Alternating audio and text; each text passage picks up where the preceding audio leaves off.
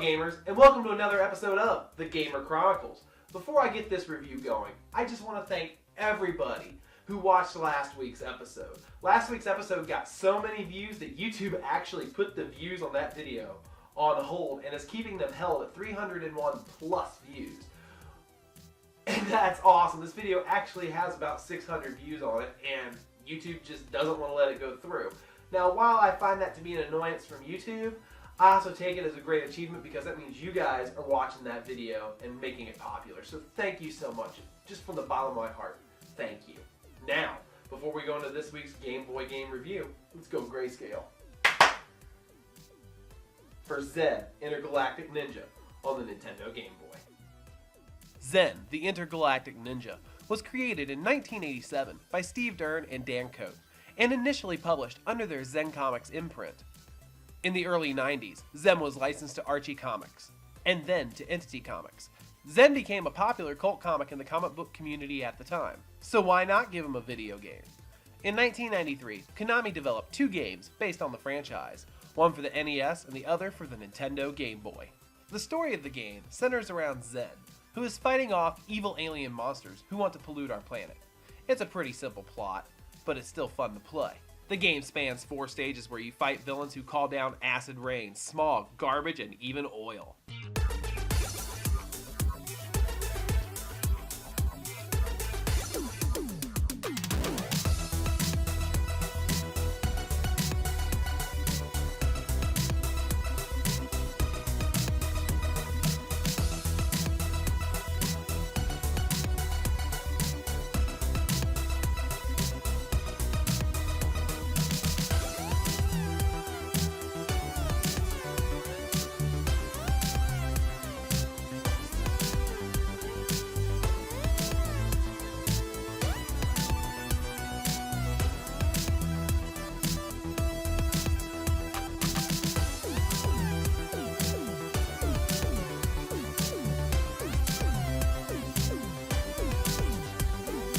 After each stage, you are given different mini-levels where you recycle cans, beat up smog, save birds with a surfboard, and shoot cans being thrown into a lake.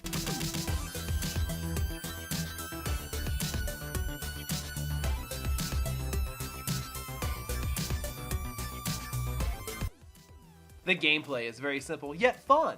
You use the D-pad to move Zen left and right, and the B button to attack. If you hold down the B button, Zen performs a blast attack from his staff, and the A button is obviously used to jump. The difficulty in this game is very easy, and honestly, it is too easy. In fact, I only lost 1 life the entire game, and that was due to bad timing on my part. The music is very nice, even for the Game Boy. Now, while it may not compare to the NES counterpart, it still sets the mood for the game and honestly makes the game more engaging and fun. Here, listen to a couple of samples to see what I mean.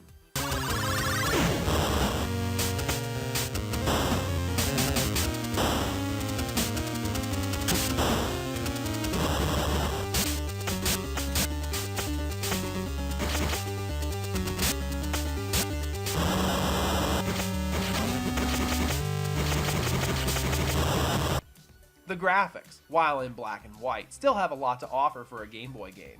The backgrounds and levels look very nice while the character models and animation flow very well.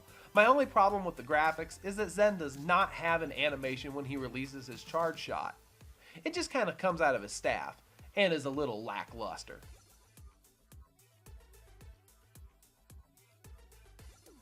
So, overall, how do I feel about this game?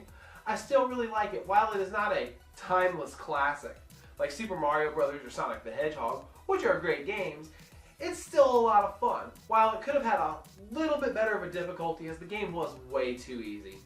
And of course that little animation for Zen's charge shot really bothers me, that there is really no animation, it just kind of pew out of his stick. That's kind of an issue for me. But otherwise, it's a fun game and I really like it, and it's definitely something that I would recommend to anybody who is a Game Boy collector. So, with all that being said, don't forget to subscribe to my channel. Follow me on Twitter at IHaveThePower82, and check out my partners, the Nerdorama Network, at nerdoramanetwork.com. And if you're just looking for some more fun gaming goodness, check out my friends over at thirdstrike.com and onemorecastle.com.